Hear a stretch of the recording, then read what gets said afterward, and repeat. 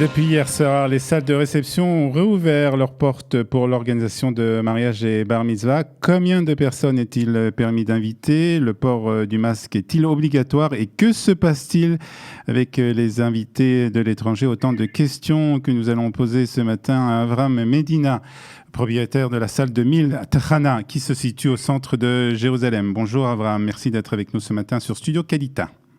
Bonjour Olivier, c'est ça? Oui, Olivier. Alors, Avram, d'abord, parlez-nous de votre salle, où elle se trouve. Donc, ma salle se trouve à Jérusalem, au centre-ville, oui. Au Ramban 8, donc c'est à côté de, pas loin du Rosh Hashanah, D'accord. à côté du Prima Kings, sur le Kikar Paris, qu'on appelle, donc pas loin du tout même de Mamila et du Kotel, donc vraiment au centre-ville, voilà. Donc, cette salle, Avram, elle était fermée depuis quand? Il me semble que c'est depuis le 18 février qu'on a fermé la salle. Et la réouverture s'est faite hier matin. D'accord. Alors, 18 février jusqu'à... Donc, aujourd'hui, on est le 15 juin, 14 juin. Qu'est-ce que vous avez fait pendant cette période? Comment s'est passée cette période pour vous? Relativement difficile. C'est vrai que c'est quelque chose qu'on n'attendait pas du tout, la fermeture de la salle. Ça, c'est presque 3 mois de fermeture qui ont été difficiles à tous les niveaux, puisque donc, c'est vrai que c'est les frais. Pendant ces 3 mois, vous avez continué à payer les frais, c'est-à-dire la location, je suppose, l'électricité, l'argent. Voilà, c'est ça, tous les frais fixes doivent être payés. On a eu des hakalot, comme on dit en hébreu. Des facilités. Voilà, au niveau donc de la Arnona. On a 3 mois donc on ne paye pas l'Arnona. Au niveau des loyers, au niveau de tous les autres frais, ça dépend vraiment de chaque propriétaire. Chacun fait comme voilà. C'est-à-dire, moi j'ai réussi à m'arranger avec mon propriétaire pour quelques mois, mais c'est pas du tout terminé. On doit encore s'asseoir sur beaucoup de choses pour savoir comment on avance. Alors, le gouvernement a permis donc depuis hier donc la réouverture de salles de réception avec on va dire un nombre limité de personnes qui est de 250 personnes.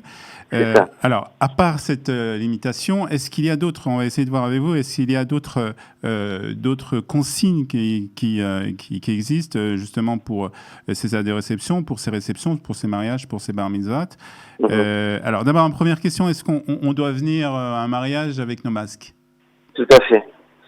Le port du masque est obligatoire en réception, dans la salle, et même en dehors, dans les jardins où se trouvent les invités. Bien entendu, au niveau du repas, donc de la réception elle-même, quand les personnes s'assoient donc pour déjeuner, pour manger. Bien entendu, là, ils peuvent enlever le masque et donc et manger. Ils vont pas manger avec un masque, c'est pas possible. Donc là, ça sera permis. Mais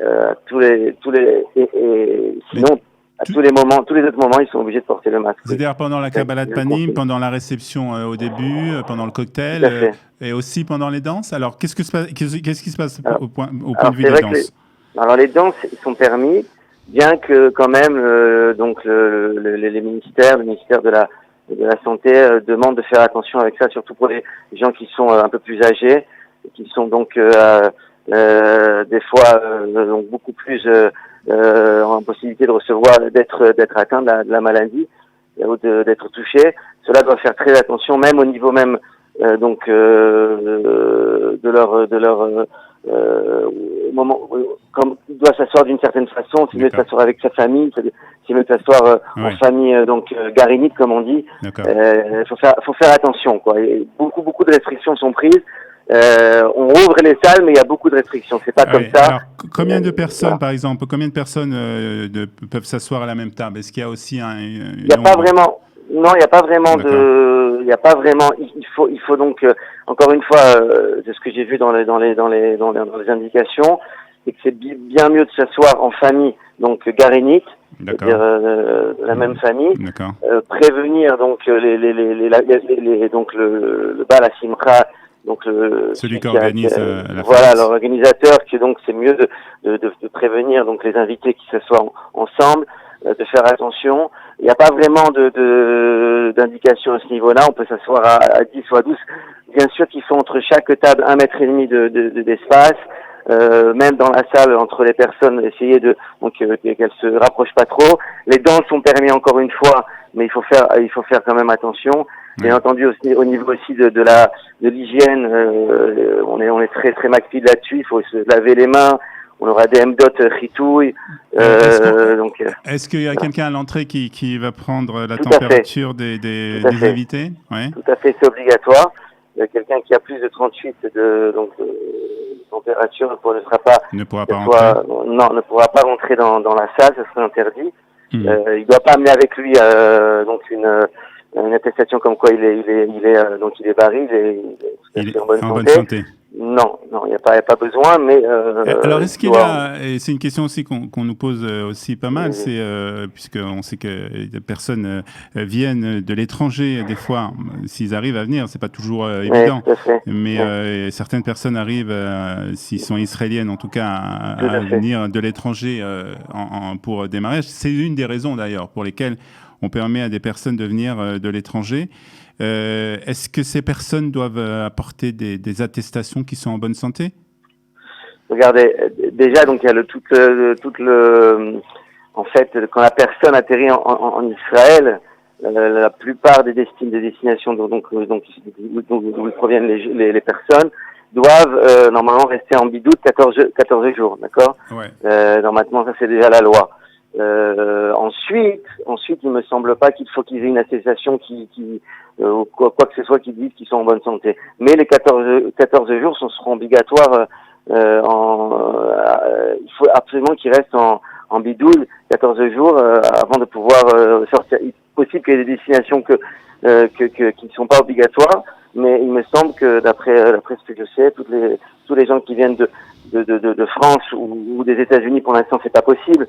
Mais d'autres destinations sont obligées de rester 14 jours en isolement. D'accord. Donc après ces 14 jours, normalement, il n'y a pas de souci. Alors, non, il ne devrait pas avoir de souci. Concernant, et après on parlera un peu de vous et de votre salle. Concernant le nombre de 250, voilà. Alors, c'est quoi 250? C'est vrai que c'est raciste. 250 personnes invitées. Voilà. C'est-à-dire que donc c'est vraiment en fonction de la grandeur de la salle. Bon, c'est 250 personnes. Si la salle elle fait 200 mètres carrés comme 200 et quelques mètres carrés comme la mienne par exemple, je peux pas rentrer. Même ce que je peux rentrer normalement jusqu'à on va dire 200 personnes, je pourrais pas dans mon cas arriver à 200 personnes, c'est pas possible parce qu'il faut laisser quand même de l'espace entre les tables, vous comprenez, et permettre aux gens d'avoir leur espace et pas trop de proximité. Donc dans un cas comme moi, donc je suis un oulam boutique, ce qu'on appelle. Je suis pas un oulam de 500 ou 1000 mètres carrés. Je pourrais rentrer, on va dire, entre 130 et 140 personnes. Donc c'est proportionné par rapport à la grandeur de la salle. À la superficie de la salle, tout à fait. D'accord. Et c'est aussi ce nombre de personnes comprend le personnel de la salle ou c'est que les invités? C'est vrai que ça n'a pas été tellement dit dans les horaires, dans les consignes. Ce que j'ai lu là. C'est pas tellement clair. J'ai pas vraiment la réponse. Il me semble que c'est pas compris, mais j'ai pas une réponse claire à ce niveau-là. De ce que je vois, ça n'a pas été stipulé. D'accord. Alors pendant qu'on parle, vraiment, on voit des photos et un petit film de votre salle qui se trouve. Je vois pas, mais c'est pas grave. Donc c'est le moment de faire un peu de publicité pour vous. Alors on a dit justement qu'hier les salles n'étaient pas pleines encore, puisque les gens avaient peut-être un peu peur de fixer cette date qui était une date butoir et puis on pensait peut-être que le gouvernement allait changer d'idée, etc. Donc ils avaient un peu peur. Concernant cette date, est-ce que les réservations reprennent? C'est vrai que déjà, pour tout vous dire, on a eu pas mal d'annulations. C'est tout à fait normal puisque la salle était fermée. Et même pour le futur, rien n'est vraiment clair puisque les gens qui viennent, moi je travaille beaucoup avec l'étranger, l'Amérique du Sud, et bien entendu la France et tous les autres beaucoup de pays. on n'a pas vraiment, on n'a pas vraiment donc beaucoup d'annulations. Au niveau de la reprise, elle se fait, mais assez lentement. Les gens sont encore très très prudents. Elles sont encore très très prudents. Ils ont beaucoup de questions. Ils sont en attente de savoir vraiment est-ce qu'ils pourront faire un événement. On est obligé de les rassurer, d'essayer le maximum de les rassurer avec ce qu'on peut, comme avec les moyens du bord, comme on dit. Et on essaye de le faire, bien entendu, le mieux possible. Bien entendu, nous aussi, on n'est pas, on n'a pas 100% de, on ne sait pas à 100% qu'est-ce qui va se passer. Vous savez bien que la situation est difficile. Demain, ils peuvent nous dire qu'on referme tout. Donc, on est vraiment dans le doute, nous aussi, voilà, dans l'incertitude. Les gens veulent reprendre. Les personnes, bien entendu, ils sont très intéressés à pouvoir fêter leur simcha. Et on espère avoir beaucoup de commandes. Voilà. Alors en tout cas, on peut appeler donc les gens s'ils ont une fête à faire à Jérusalem. Et en plus, c'est plein cœur de Jérusalem, donc vraiment c'est un endroit très bien, très stratégique. Tout à fait. En fait, c'est un moulin. C'est un moulin qui se passe, voilà, qui est donc un endroit historique en même temps. Voilà. Oulam Bouti, comme on dit, donc c'est chaud, c'est cham. On fait le Shabbat Ratan aussi. Atachana, donc le moulin de Marc 2000, donc centre de Jérusalem, Avraham Medina. On vous trouve bien sûr sur les réseaux sociaux et sur Internet.